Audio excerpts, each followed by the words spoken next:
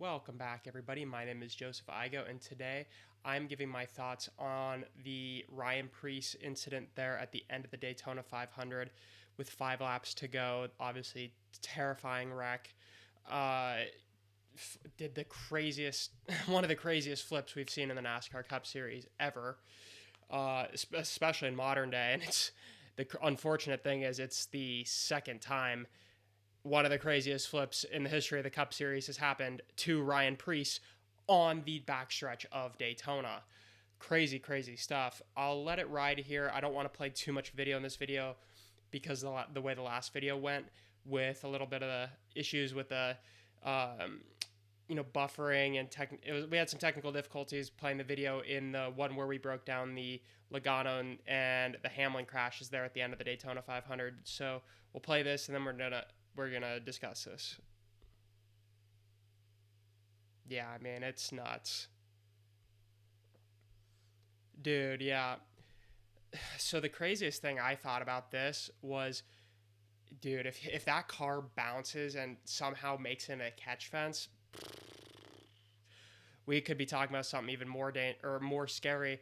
I mean, look at where the car would have hit into the catch fence. I mean, that's right where the fuel. That's right where all the fuel is. That there would have been a huge explosion. I think. Who knows if the extent of Priest's injuries become or greater at that point or what. I don't know. I mean, the way his car also slams onto the ground was really bad for him. I saw Denny talking about that and how he was saying if that was him, I think it was Denny. Yeah, he was like, yeah, I wouldn't have been able to walk for a week, and yeah, it's insane. Thank God Ryan Preece is okay. We need to stop seeing this with Preece specifically, but the whole Cup Series as a whole. I remember last year at the end of towards the end of the regular season with that Michigan race. I believe it was Michigan. Then we had the Daytona race where we had 3 flips in the Cup Series in 6 days. Yeah, let's not. We got to figure out this whole flipping thing. We're going to discuss more as to how we can maybe avoid that later in the video. But man, when I was watching this thing live, man, this is also the thing that we got to realize about NASCAR is just how safe these cars have gotten. And when we see crashes like this, I mean, if this happened in the 90s, no, he's done. He's dead. I mean, 100%. So, yeah, I mean, these cars, it's almost bad that when he flipped initially, like, yeah, I took my breath away, but there wasn't really a point where I feared for Ryan Preece's life. That's not to say that I wasn't concerned, but there was never that like shock and awe when it happened for me personally because I see the cup car go around like that thing's safe as can be. I think back to the when Dale Jr. was on Joe Rogan and he discussed how like the feeling of flipping and how safe he felt. And obviously we're going to get into Ryan Preece said after this and all that, but these cars have come a long way and they really do protect the driver really well, but no doubt about it, we do have to figure out a way to keep these cars on the ground because we'll get to that later. But obviously, Ryan gets out of the car and goes to the care center, and then he starts talking to the media, and he mentions how the only thing going through his mind when he was airborne were his wife and kids, which that's a terrifying thought to think about.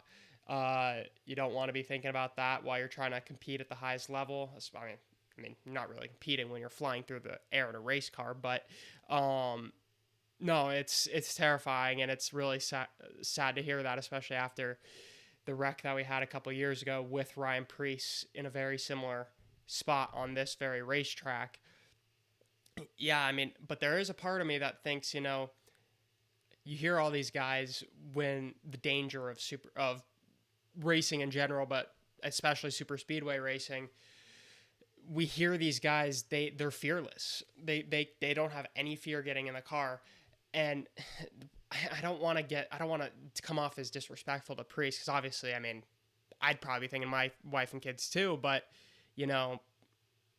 when those things start coming in your mind, it's almost like when a UFC fighter, when he starts contemplating retirement, when that retirement word's in your head, you're cooked. Like rarely are you going to come back and win. And I don't want to say that's what's going to happen here with Ryan Preece. I really don't want to. I think Ryan Preece is in a very good setup here with RFK. I think he's going to be in a great position to potentially win and show off the talent that we know he has. But when that wife and kids are in the back of your mind, are you going to be are you going to be as inclined to make some of these risky moves at these super speedways going forward, especially at Daytona, where now he's had multiple scary wrecks? You gotta wonder, and I really hope that doesn't come off disrespectful. I think it's a legit concern from that perspective, but a legit concern that we have to have on a different angle is we got to get these cars back on the ground and staying on the ground. And I think part of this, when I look at the whole reaction of the NASCAR community to this, part of this we do have to temper our expectations with this, because our sport that we love and watch every week is an extremely dangerous sport, and it will, as long as we keep doing this, it will continue to be that. Obviously, everything we do has to be risk mitigation. There's never going to be a 100% fix. But I think the fact that, we're 24 years since a fatality in the Cup Series, since Dale, I think we've done really well. And I get it. You slow the cars down and they start flipping more. I get it. It doesn't make sense. It really doesn't. It's really peculiar as to why this is happening.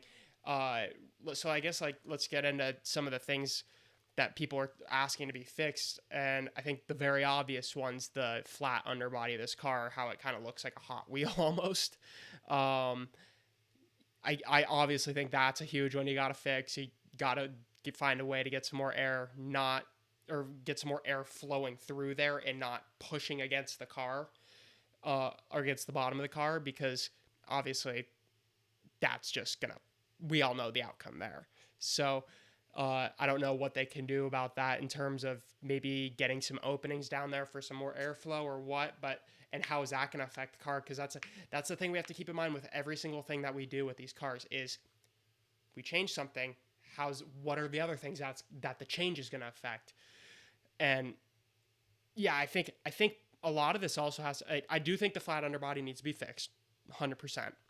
Another thing I've heard mentioned is to speed the cars up, which is, and this also, I think we can also group that aspect of it under just fixing the super speedway package. And, because a lot of this talk of, fixing the super speedway package, getting these races at super speedways to not end with wrecks at the end of every single race. I think all of that will help in this with this issue. I think obviously Denny Hamlin's mentioned speeding the cars back up, which I do think would, if anything, what Denny said, if anything, at least would give drivers a little more caution to leave some leeway and not be willing to send it into some of these crazy moves that we've seen people set it into. And I'm not saying a crazy move necessarily caught, well, you could argue with this, because you could argue, was Custer giving Bell too aggressive of a shove at the front of the pack, which sends Bell into the wall, back into the field, and then right into Ryan Preece?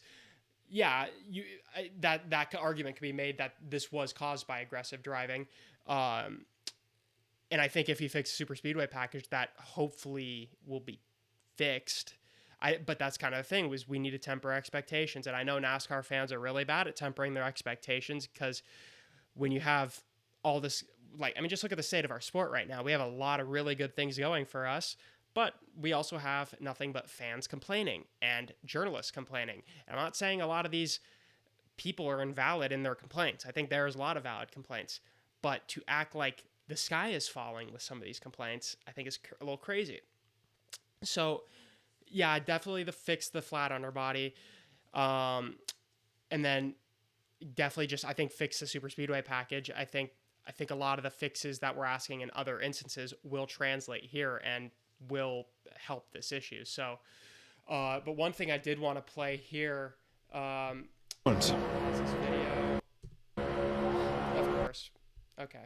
Well, we're not going to play that. So, but the one thing I did notice, which I don't see a lot of people talking about, is who almost gets taken out in this. It's William Byron.